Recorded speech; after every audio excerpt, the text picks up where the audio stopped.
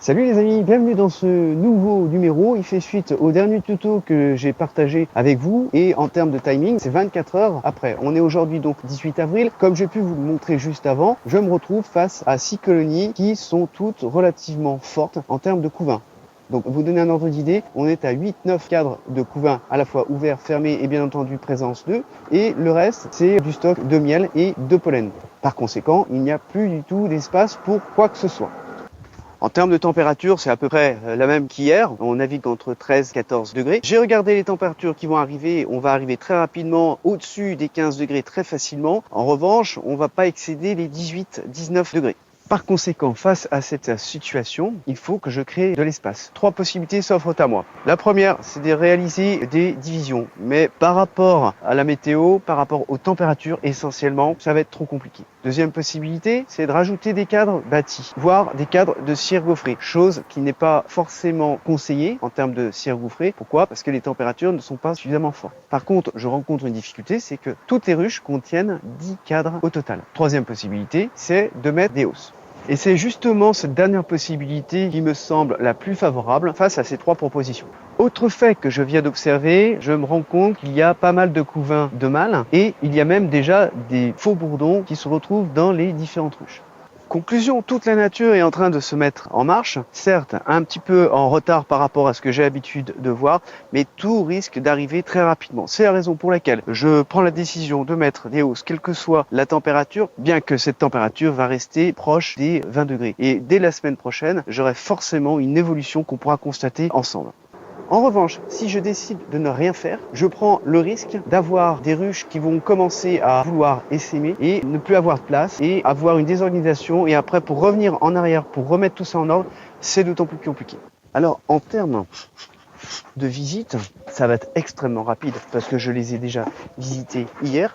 Pour conclure, je n'ai pas besoin d'effectuer de visite à proprement parler. J'aurai juste 2 opérations à effectuer pour mettre en place cette hausse. Première chose, c'est mettre une grille à rennes. Et deuxième chose, installer la première hausse.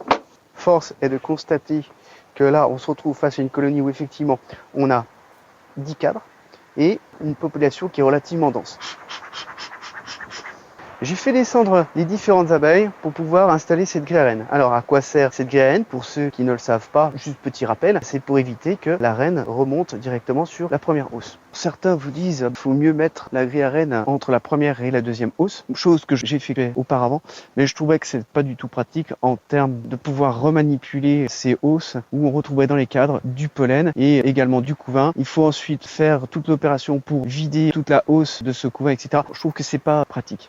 En revanche, en mettant cette grille à rennes à même le corps, je prends juste le risque d'avoir la création de cellules royales plus rapidement que prévu. Pourquoi? Parce que du coup, on se retrouve face à un espace de ponte beaucoup plus restreint que si je laisse une hausse en plus pour permettre à la reine de pondre. Du coup, là où je veux en venir, c'est qu'il faut être d'autant plus vigilant pour surveiller ce couvain tout au long de la saison printanière et estivale pour arrêter cette fièvre d'essaimage si jamais ça se présente. Enfin, arrêter.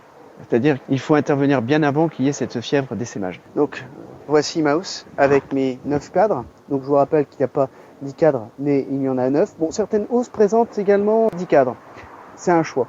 Alors, pourquoi 9 plutôt que 8? Tout simplement, l'espace entre chaque cadre est beaucoup plus important et permettent d'avoir des cadres qui sont beaucoup plus joufflus et lorsque vous aurez besoin d'effectuer cette extraction, de pouvoir passer votre couteau directement sur ce cadre. Parfait, il ne me reste plus qu'à faire cette dernière opération et l'intervention est terminée. Il ne reste plus qu'à vous souhaiter à toutes et à toutes une excellente journée. Je vous dis à très bientôt. Portez-vous bien. Ciao, ciao.